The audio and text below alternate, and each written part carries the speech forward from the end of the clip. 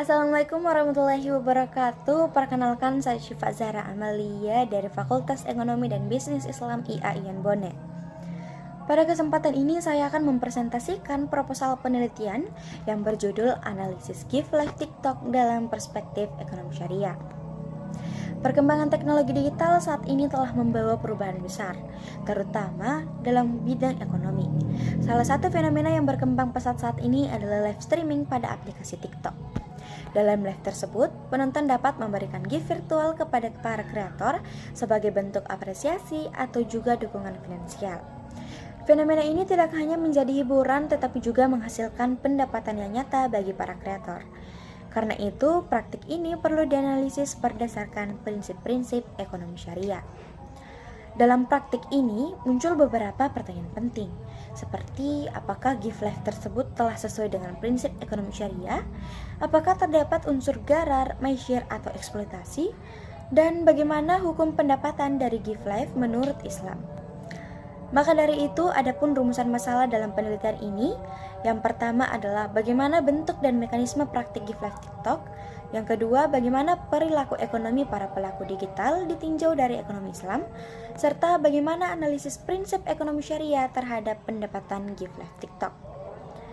Tujuan penelitian ini adalah untuk mendeskripsikan mekanisme praktik gift life, kemudian menganalisis perilaku ekonomi para pelaku live TikTok, serta menilai kesesuaian pendapatan gift life berdasarkan dengan prinsip ekonomi syariah. Penelitian ini memiliki manfaat teoritis dan juga praktis. Secara teoritis, penelitian ini dapat menambah referensi kajian ekonomi syariah dalam bidang ekonomi digital.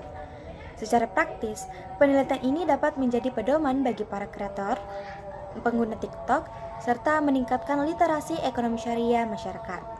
Penelitian ini berfokus pada kreator muslim pengguna TikTok yang menerima gift life. Objek penelitian adalah praktik pemberian dan penerimaan gift TikTok. Kemudian penelitian dilakukan di Kabupaten Bone, Sulawesi Selatan. Beberapa penelitian terdahulu membahas tentang gift life TikTok, seperti Hasan Safruddin dan Maulida Izzati yang menyatakan bahwa gift life TikTok dapat dianggap sah jika sesuai dengan prinsip syariah. Sedangkan Ulan Sari menyatakan bahwa gift yang melanggar syariat dapat dikategorikan sebagai makruh tahrim.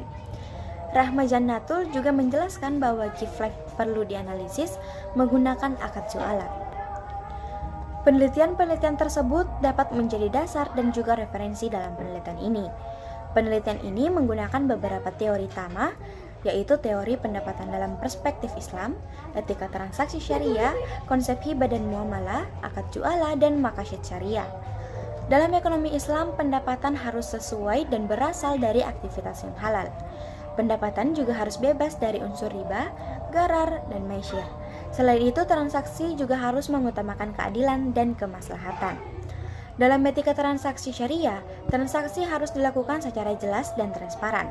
Tidak boleh ada unsur eksploitasi maupun pemaksaan. Dan seluruh aktivitas harus sesuai dengan prinsip muamalah Islam. Hibah juga merupakan suatu pemberian sukarela tanpa paksaan.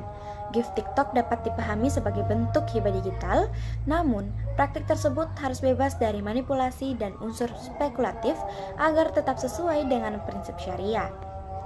Kerangka berpikir penelitian ini dimulai dari fenomena live TikTok, kemudian muncul praktik pemberian gift yang menjadi sumber pendapatan kreator. Selanjutnya, praktik tersebut dianalisis menggunakan perspektif Islam seperti hibah, jualah, etika muamalah, gharar, maisir, dan juga maqasid syariah. Hasil akhirnya adalah penilaian status hukum dan implikasi ekonomi Islam. Penelitian ini menggunakan metode kualitatif dengan jenis studi kasus. Pendekatan yang digunakan adalah fenomenologi. Penelitian ini berfokus memahami pengalaman kreator muslim dalam menerima gift TikTok. Penelitian dilakukan di Kabupaten Bone, Sulawesi Selatan dengan pelaksanaan dimulai dari bulan Juni hingga Desember tahun 2026. Data primer diperoleh melalui wawancara dengan kreator muslim pengguna TikTok. Sedangkan data sekunder diperoleh dari literatur dokumentasi TikTok, Al-Quran, hadis, dan literatur fikih muamalah.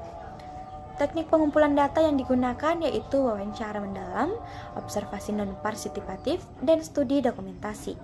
Teknik analisis data juga dilakukan melalui 3 tahap, yaitu tahap reduksi data, penyajian data, dan penarikan kesimpulan berdasarkan perspektif Islam. Jadi, kesimpulannya, Give Life TikTok merupakan fenomena ekonomi digital modern yang perlu dikaji berdasarkan prinsip ekonomi syariah. Penelitian ini diharapkan dapat memberikan pemahaman mengenai transaksi digital yang halal, etis, dan sesuai dengan syariat Islam. Baik, mungkin itu saja pemaparan proposal penelitian kualitatif yang sempat saya sampaikan.